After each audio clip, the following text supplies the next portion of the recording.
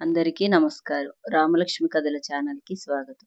మా యూట్యూబ్ ఫ్యామిలీలో కొత్తగా వచ్చిన సబ్స్క్రైబర్లందరికీ స్వాగతం. మన యూట్యూబ్ ఫ్యామిలీ ఇంకా పెద్ద ఫ్యామిలీగా మారాలని కోరుకుంటున్నాము.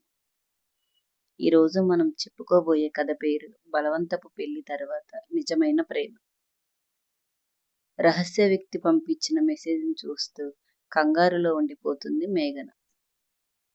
ఒక రహస్య వీడియో అంటూ మేఘన జీవితాన్ని మార్చేసింది ఆ వీడియో.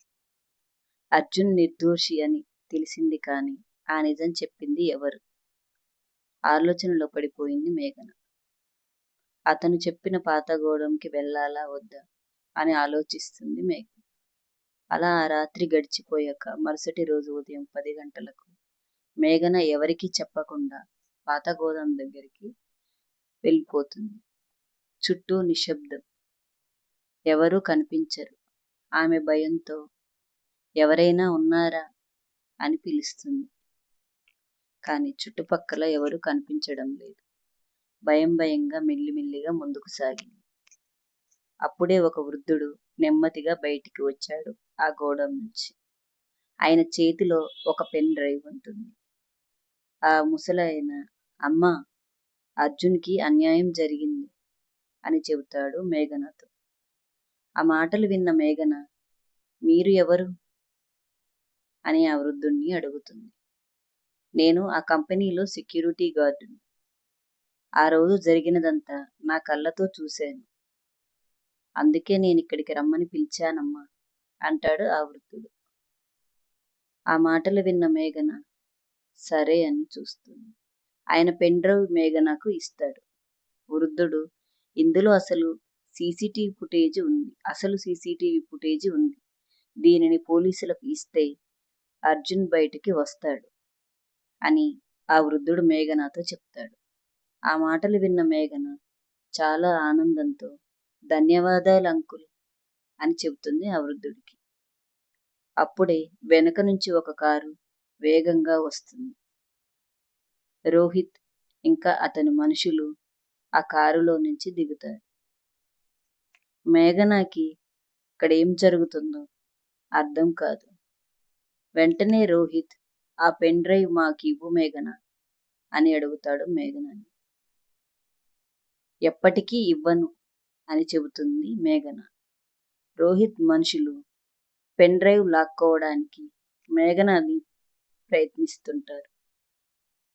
అప్పుడే అర్జున్ స్నేహితుడొకడు విక్రమ్ అక్కడికి చేరుకుంటాడు. ఎలాగైనా సరే మేఘన చేతిలో ఉన్న పెన్ డ్రైవ్ లాక్కోవాలని రోహిత్ ఇంకా అతని మనుషులు ఆమెను వెంబడిస్తూ ఉంటారు. విక్రమ్ మేఘనను కాపాడి ఇద్దరు అక్కడి నుంచి తప్పించుకోవడానికి ప్రయత్నం చేస్తుంటారు. ఇంకోవైపు స్టేషన్లో ఉన్న అర్జున్ తనను ఎవరో కలవడానికి వచ్చారని తెలుసుకుంటాడు. అతను బయటకి వస్తాడు. అక్కడ అతని కంపెనీ యజమాని నిలబడి ఉంటాడు పోలీస్ స్టేషన్. యజమాని అర్జున్తో మాట్లాడాలని అక్కడున్న ఇన్స్పెక్టర్ గారిని పర్మిషన్ అడుగుతాడు. అప్పుడు వెంటనే ఇన్స్పెక్టర్ గారు పర్మిషన్ ఇస్తారు.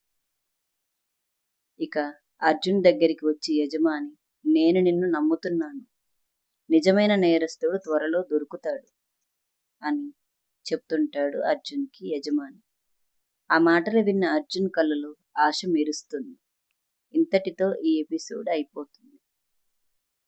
మేఘన పెన్ డ్రైవ్ ల్యాప్టాప్లో ఓపెన్ చేస్తుంది. వీడియో ప్లే అవుతుంది. అందులో స్పష్టంగా కనిపిస్తుంది, దొంగతనం చేసింది రోహిత్ కాదు, ఆ రహస్య వ్యక్తి. ఎవరా రహస్య వ్యక్తి? ఎందుకు ఇదంతా చేస్తున్నాడు అని ఆలోచనలో ఉంటుంది మేఘన.